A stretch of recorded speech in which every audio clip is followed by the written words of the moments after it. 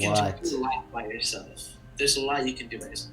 If anything, this is a great opportunity for a lot of players to, especially like soccer players, to get like strength gains or like agility gains. Exactly. Like have the same strength and agility that they had when they were like, when you hit 16 and 18. Right. 20, like that's kind of like when you have that growth spurt. Right. A lot of players just kind of stay there, and then in college they lift in off season and then they get like a little better. But there's not a lot that actually continue doing it. So it's not a great opportunity to do like a 12-week cycle of speed and agility. And for sure. Like I told myself, September's when I'm starting. I'm gonna try and do purely speed and agility, with and without the ball, and some strength. Like that's for September. Those at least that 4 weeks, I'm doing that. Like I'm gonna try and do 2 to 3 times a double days where I'm getting I'll get my speed in the morning and then I'll lift in the afternoon.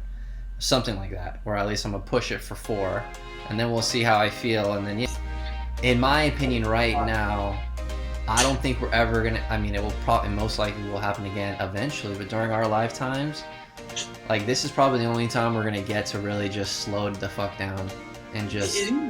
Especially in the States. And so yeah, dude, it was funny how I've changed my mindset, because at the very beginning, I was thinking, I mean, how we both are. I'm trying to get ahead. How can I get ahead? Everyone's sleeping now. But then it was like this past 6-8 weeks, I've really just been like, holy shit, dude, this is way bigger than trying to get ahead of someone.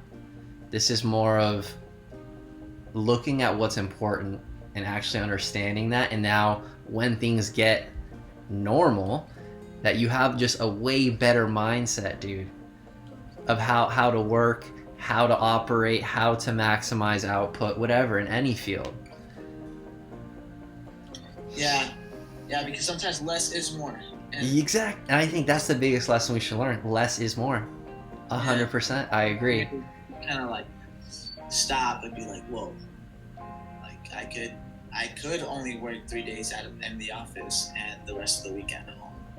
Or I could, not do double days, triple days, and still improve. I could work on just flexibility one day and have better mobility the next. Exactly. You always think like, no, you have to be fucking running. You have to be technique every day, fucking 1,000 touches every day, or else you're not gonna be good. And it's like, no, that's not the case. Sport-minded later in life has, like statistically, has more opportunity to become a professional athlete rather than someone that starts from being a kid. Mm-hmm. Bro, I just listened to, I've listened to Nike. Nike has a podcast called Trained, which is dope. Like they talk to athletes, they talk about just different types of training methods and whatnot. And one of them was, he was talking to a sprinter that now he's an Olympian sprinter.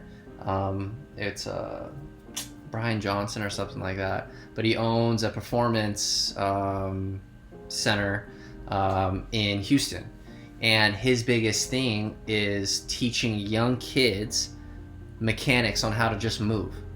And that he promotes his kids to play 10 different sports, because think about it, because he had one example is that he had a player or just an athlete that they worked on mechanics of running, found out that he was unreal at sprinting, and just started to play lacrosse at 17, 16.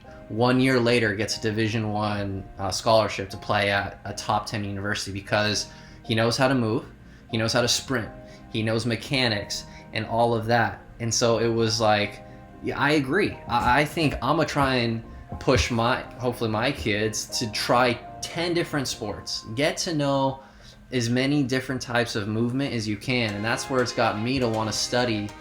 I mean, I know it's like basically it's kinesiology, but I'm hoping I don't want to fucking start at ground zero, but like some sort of movement studying where you can study mechanics and teach kids how to run correctly, because then that goes into everything we do in footy. Coordination, dribbling with the ball, how to sprint with the ball. If you can't sprint, how you're supposed to sprint with it, you know what I'm saying, and stuff like that. I mean, look at Alphonso Davies, for example. The Germans said, holy shit, this guy knows how to run.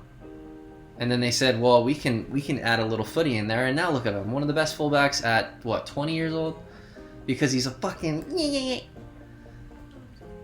So it makes sense. It really does. Thinking about mechanics on how to jump correctly. Do you know how many, like, I actually was training with a kid in Cyprus that did not know how to jump from one leg up for a header correctly. Like, he literally couldn't get his feet right to jump high. So you teach plyos, teaching them how to use your arms. Okay. You see what I'm saying? So I won't even say for a professional soccer player. Okay.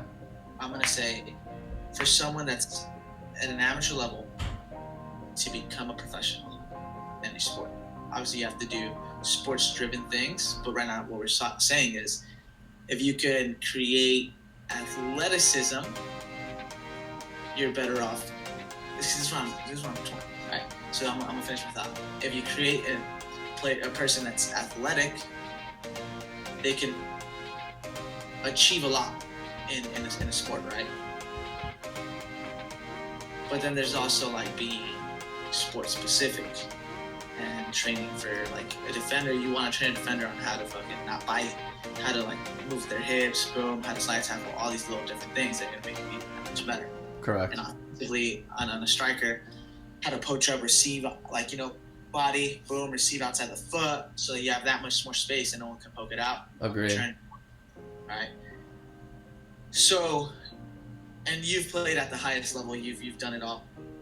What do you think is the best way to train, like for a soccer player or for an athlete?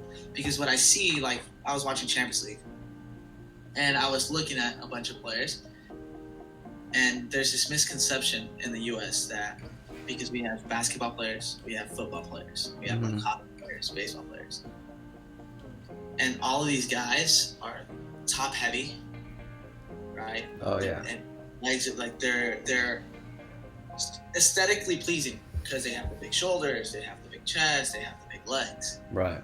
But then you train and you watch European football, and the legs are built.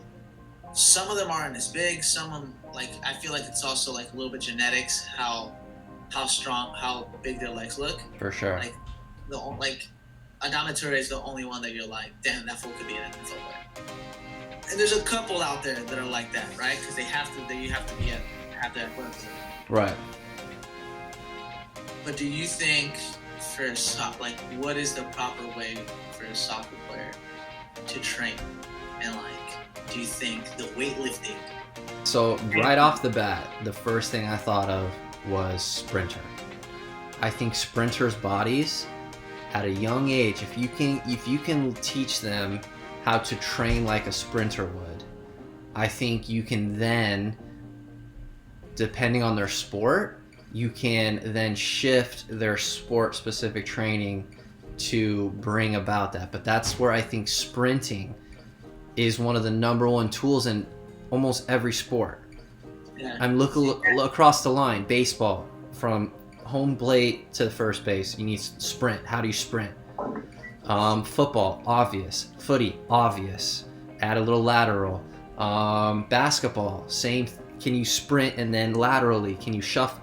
So I think, and you look at sprinters' bodies. I mean, again, you have your freaks of nature, like Usain, who's tall, but if you look at a lot of the sprinters, it's lean, it's cut, because that's the athleticism of what explosive training does. You know what I'm saying? And then in footy, because you're running 90 minutes, you get more of a slimmer build because they need that aerobic versus that so much anaerobic where you get more in a football. So I think I have a young athlete, I would really focus on sprinting mechanics. Athleticism for sprinting, because if you can sprint quickly from 0 to 100, from 0 meters to 100 meters, 0 to 40, 0 to 60, I mean, you're setting them up to succeed in lacrosse. I mean, every sport. I mean, you can see some guys who don't know how to sprint, and then you add the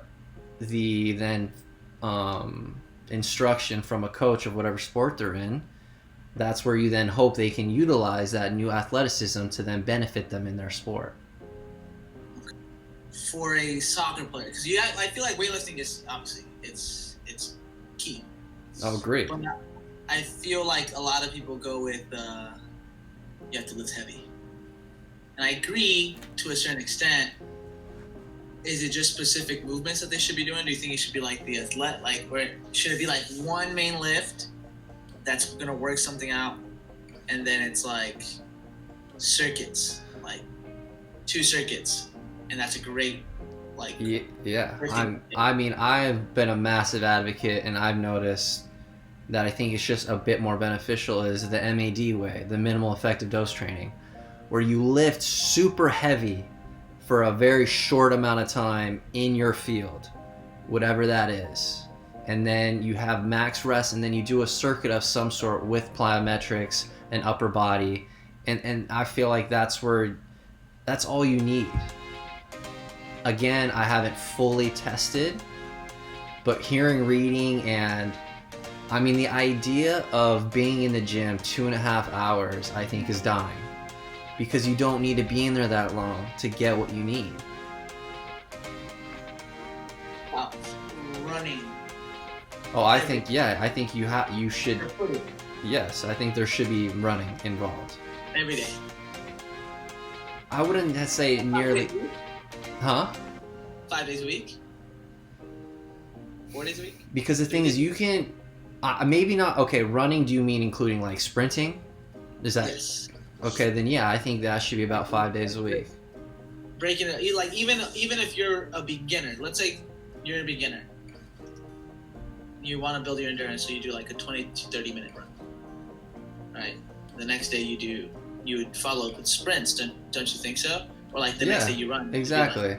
Even for the more aerobic running, like I think they should be more footy specific. So running full field, there, back, 2-3 times, boom, rest, 2 minutes, do it again, and do only about 4 sets, and that's your aerobic running. So I think, yeah, and then the next day, yeah, maybe push the sprinting, you see what I'm saying, and then switch it. Yeah. I agree. Yeah. So I actually read this sick-ass article I think you should read. I retweeted it, and it discussed the title of the headlines like the extinction of U.S. soccer. And players or something like that, and it was very well written. The fact that he was very knowledgeable. I think he played MLS for a bit, went through it all, and just noticed that there is a problem, and that he showed even graphs. He'd done a lot of research where he discussed in our generation over the past 5 years there has been a rapid decrease in players who have continued after the age of 17 to want to play at more advanced levels, whether that's college, semi-pro, pro, whatever.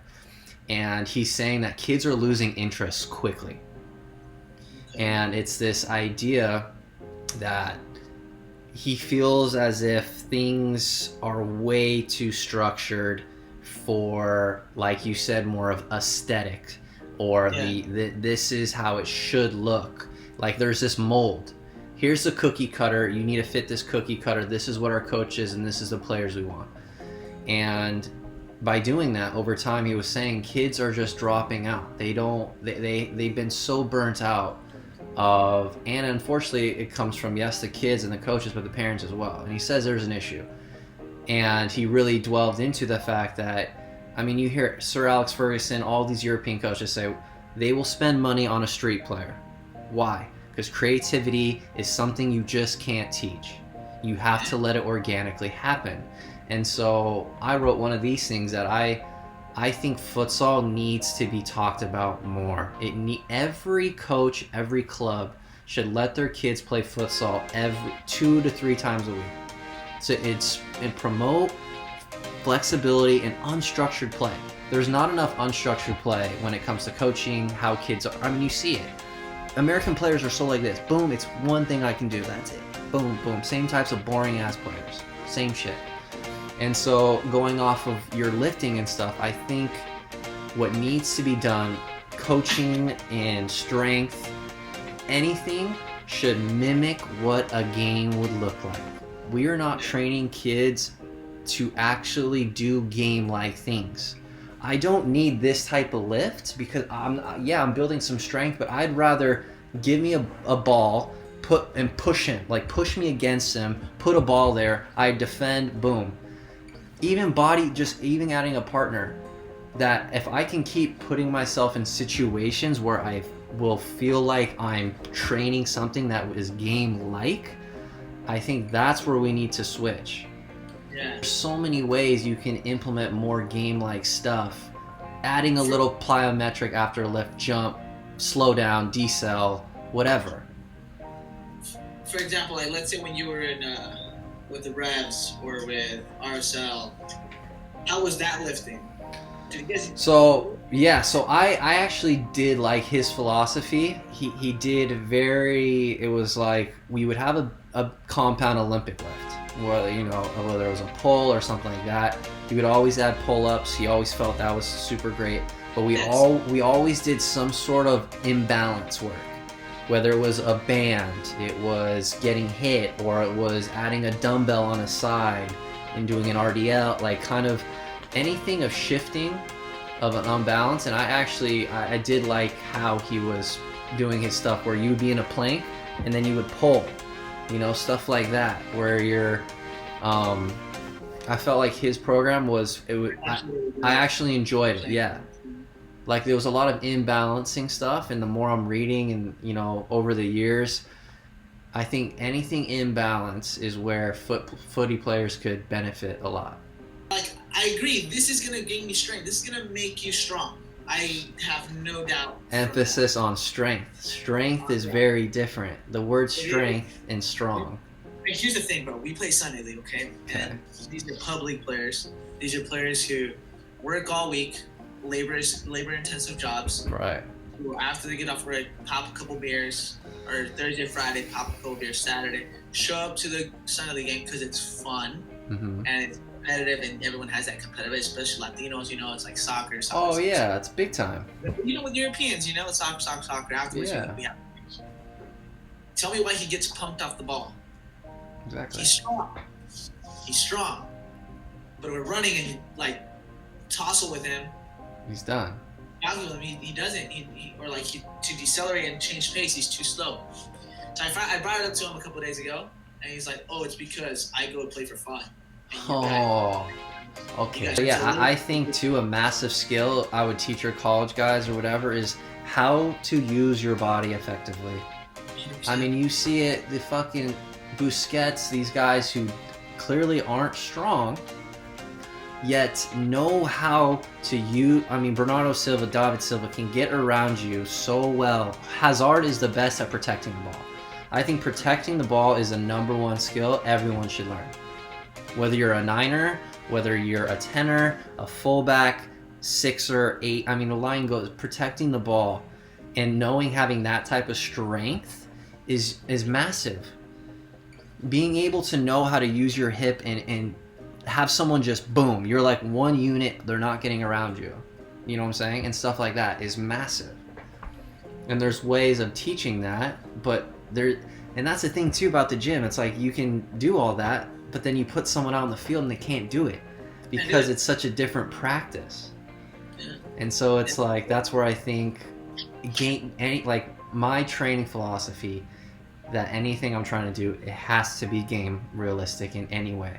Like, I need them to feel as if I can actually use this in a game or whatever that you're doing. Think, what body part could I help them increase so that when they get to the game, they feel that they're stronger in that region? And maybe try thinking, instead of purely isolated, mix body parts together. Oblique and shoulder. Okay, if their obliques are strong and their shoulder is strong, that means they have a good base. How is their hip strength? Can they how are their their glutes? Okay, shit, maybe they're weak in keeping their base, so maybe we should do a bit more deadlifts with them so that they can feel more tension and know how to use that tension. See what I'm saying?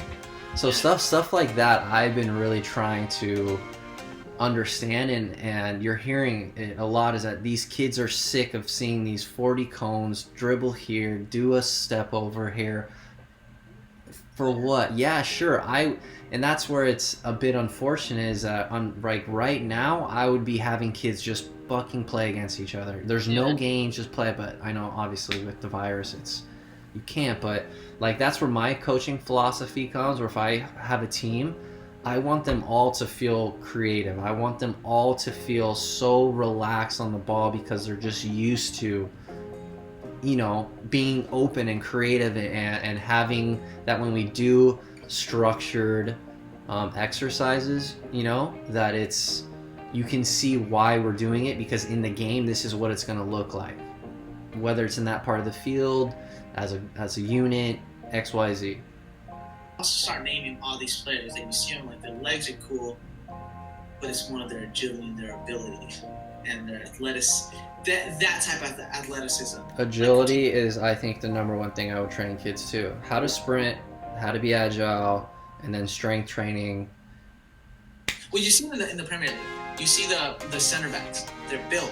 Mm-hmm. But how easy do they get shaken? Because when they play teams from like France, Italy, Spain, teams from the Premier League, they're getting cooked. Yeah, because that's the English mentality, is big back line. Yeah. Think about like the only player that I'm like, all right, they rarely get by him is Nike. He's a freak. So he's a freak in nature. I mean, when he sprints backwards, it looks like he's jogging, and he gets there, and it's disgusting. Yeah. So it's like Varane. Varane's the same way. He's fucking, I don't know how, but he gets there. Exactly. So you see these players, and I'm like, yeah, like if you're a fucking defender, yeah, maybe let's build you up. Let's get you nice, big. Work on your head ring. But look at Carvalho. Carvalho has been one of the best defenders in the world. Look at Ramos. They're not. And Ramos isn't huge. No. He's just fucking. When he goes, he goes. He's strong in his own way. He knows how to use his body. And I think that's the problem. See it, and they're like, yeah, you know what? I can't train this soccer player like a football player. Right. Like they understand that because I have one of my buddies. He goes to a trainer, and the trainer's great. Like he's in shape. He looks the part. But I sat in on the session they trained him. They did kind of a main lift, but the rest of it was core driven, balance driven, plyometrics, jumping with weight, upward movements with weight. Right. Like that. That's someone that knows. Like he knows what he's doing. Exactly. I think I'm gonna break that down and change the training. I think I'm gonna change my training as well now because I've been very like basic, very like I go when try to be more of an athlete. That would be my biggest thing. I gained a good amount of size, but I don't like it. I thought I was gonna like, but I don't like it. I got you. I think the size that I have now, if I could just lean this up, that'd be good. I just cut up. Yeah. But I don't know. I'll see. But I do want to start training like I used to train for footy. Yeah, that's why I love footy training so much. It's such an all-around. You get everything. You get your aerobic, your anaerobic, your strength. It's just such a great sport for everything. That's why people can play it and stay healthy for years and play it for years. It's because it really hits everything. Where unfortunately football, you can probably only play that for a small amount of time because there's no way you're gonna get hit that hard anymore. Basketball, if you're that tall, again, if you're rec basketball, I think basketball's a great one as well. You get a bunch of everything. Baseball, I think that's where you throw your back out. Your hips you're just done. It's just too much of and then golf is purely technique, so of course you're gonna play for as long as you can. Like that's whatever. But footy, that's why you see 7-year-olds still playing footy because you can still get along and it's such a great workout. It's not too much. It can be, So even like when I played in Italy, bro, and I feel like that one was better structured. The lifting, I was in preseason. I did the whole fucking preseason, and the lifting was plyometrics, your own body weight, push-ups, sit-ups, and like even right now with like the police stuff, it's all body weight. Yeah, exactly. I've been a massive advocate of doing a lot of just body weight shit, jumping more, unbalancing a bit more. But then flexibility is massive. I think needs to be worked on. Yeah, flexibility and mobility. Yeah, so that's why I love my ROM WOD. I do that shit every night, and I feel like over a next full year of doing that, you're gonna start benefiting longevity, joints. Because that's the thing too, is how many times do you say you work on ankle stability, hip mobility? Never. If you're in a season, yeah, they tell you, okay, you need to work on your FMS because we need you to. I mean, you gotta pride the players who don't get hurt. There's a reason why they don't get hurt. And I think, honestly, and then like that's the conversation that I had with him, with my buddy, because I fucked up my knee or whatever, and he's like, oh yes, because you weren't lifting, and you're like unflexible. I was like, because he correlates lifting with flexibility, because he does all the Olympic movements. So I'm okay, but now that in hindsight, I'm like, yeah, maybe if I would have been doing like prehab type stuff, like hip bridges, making my hips a little stronger, so that means they're more flexible. Yeah. My ankle mobile. I feel like all of that would have been injury prevention, not how much can I lift. Dude, I've been reading the number one things that hold people back in any lifts is hip mobility and ankle mobility. If you can't put your knee past your ankle, how are you gonna do some sort of lift where you're putting tension in your ankle when you can't even get there? And then you add 150 plus pounds, your ankle's gonna fucking cry, and then your knee goes. Yeah. And hips and ankles, I think, are one of the two biggest. Like, bro, there was Kelly Strouett or whatever. He's got a couple books out, and I was doing my my little portfolio for Tools of Titans. I was kind of on his chapter, and I kept reading and did a little bit more research. And dude, try to do this right now. So get into a full squat where you're fully down, ass to the ground, and then try to shift to one side into a bottom pistol. And he said, if you can do that, you have if you can't, that you need to work on it. I could barely get into the deep squat. So do the deep squat. Deep squat. So get into the deep squat. Okay, so here we go. This is about to get interesting. So you go deep squat. That's a deep squat. Oh yeah. God, you're so... You need to work on that. Yeah. So imagine deep squat here. Deep squat. Shift. Bottom pistol up. Oh my god.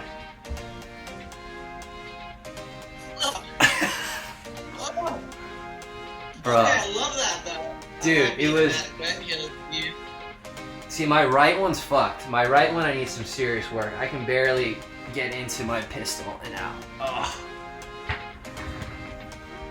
So I think what I'm gonna have to start working for like the next month or so is my mobility and flexibility. Yeah.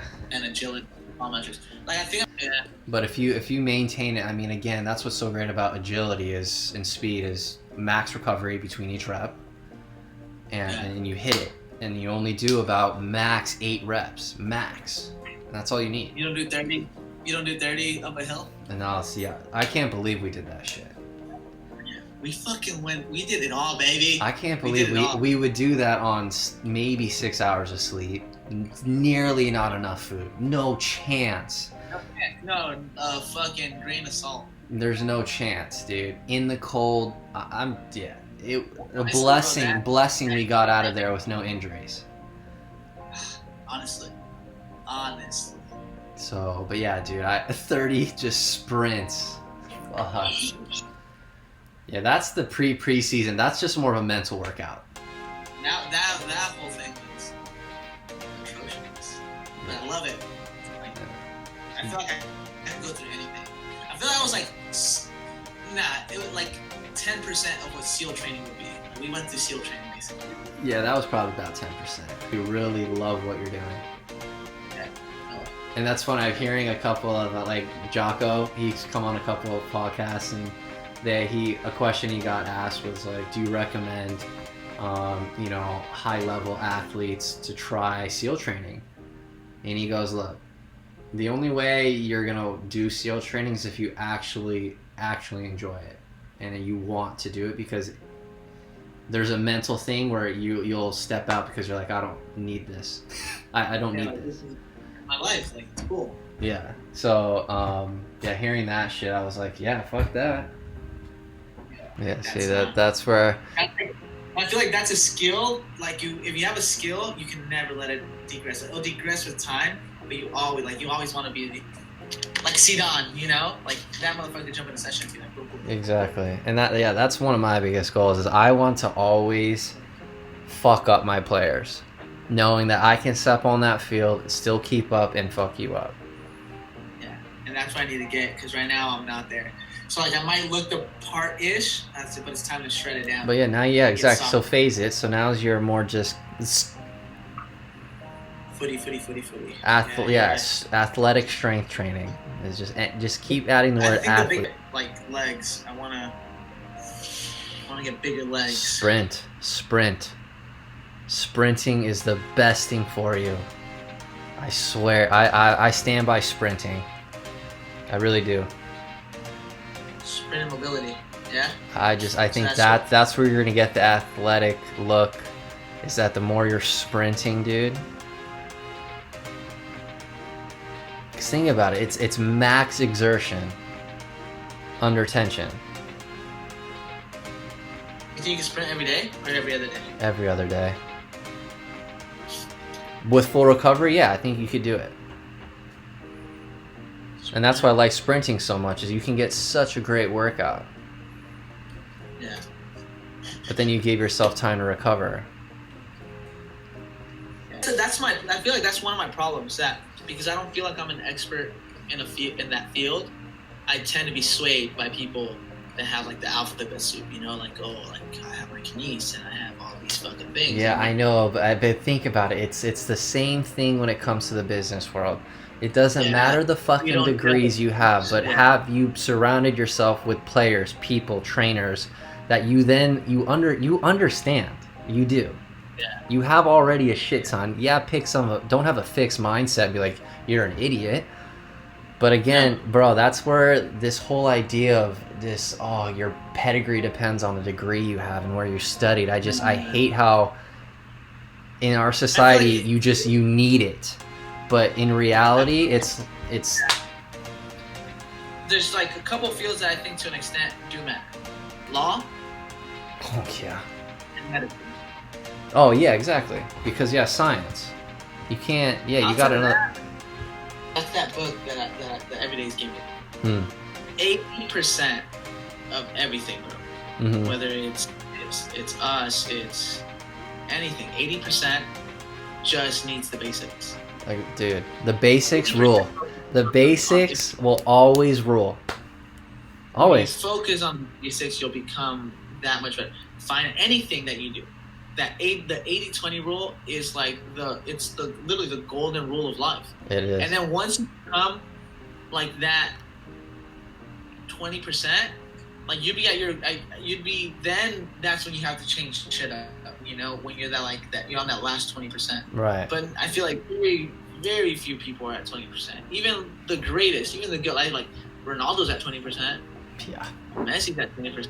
I could only imagine what they have to think about to get to that next level, because they're because they're like there, but they continue to improve and maximize, so they need all that extra shit. Right. But I feel like we're sold that idea of like, you need a CrossFit, or you need these protein supplements, you need all these supplements. I know. And I'm like, you know what? And I've been like, the 80%, like, is just making those changes, you know, like, you don't need enough vegetables, you don't need fucking protein, you just need more vegetables. Yeah, exactly. Oh, you want to be vegan, vegetarian? All right, cool, fucking eat soybeans, eat more protein. Like, it's the 80-20 rule, bro, and it's what it comes down to. 80 fucking 20. I agree. And we're all at the 80. And then on top of that, like, the 80-20 rule even goes, if you could do 80% 100% of the time, you're golden. I think one of the most underrated skills in the world today is consistency. consistency, and that's people need to learn how to emotionally attach habits so that they are more inclined to do it every day. And I've been reading and hearing more and more of that habits become habits because there's an emotional stimuli to that habit. And whether that's over stimulus or under, you can, I mean, we just listened to a TikTok of this nutritionist that said, look, if you want to start getting healthier and you feel like you have an issue with processed foods and sweets, have a little of it every day instead of eating a whole box, and then before you know it, you realize that the reason you binged it because you had this emotional attachment that it needed to release, like, oh my God. Or if you have one every day, you start to detach that, oh, it's really not even that special. Shit, it doesn't even really taste that great when I'm at the 10th cookie. I can have one and still have it. Like, I don't need it tenfold. And so he was saying this idea of, and then you hear it too, a nutritionist I listened to this morning, if you can emotionally trigger or attach it to a habit you want, some habits are easier because the emotional stimulus is that extravagant for you, or it's just that easy. But the hard habits, like she brought up, smoking is so hard because there's such an emotional attachment to it, that if you can learn how to slowly get away from that and realize the emotion that comes with it, there you go. But consistency, I think, in doing it every day, or doing even, it comes down to the crappy 2 pages. I mean, that in every facet, just at least you gotta do something. You gotta do something to get to where you want. Yeah. Because even fucking recovery. And I think too, there's this overarching stigma about recovery too, where people think recovery as, okay, I'm taking the right supplement, protein shake, whey protein synthesis, I'm taking an ice bath for 8. Dude, no, there's so much more. It's mentally, are you shutting down for a bit? Are you actually doing something where your mind isn't so attached to competing? Like, there's so much more to it. Not saying to meditate, but meditation is great because you practice all the other shit of awareness, which I think is a massive recovery tool. Recovery too, listening to your body more. Fuck, take that extra day. And I think that's where I'm hoping out of this pandemic, like you brought earlier, is that getting away from this go, you have to crush yourself, like all this shit. If you need 2-3 days to recover because your body's shot, take 2-3 days. Oh shit, you're tired? Yeah, take a fucking nap. You'll be better for it. People see napping as like, oh, you're lazy. Oh yeah. People say, yeah, oh, you stayed up till 12, but I still woke up at 4 a.m. I'm a fucking king. Yeah, okay, good luck sustaining that. Yeah, fucking living off energy drinks and coffee and shit. And it's like with your field, strength, it's the idea of when you train someone, you want them to keep coming back.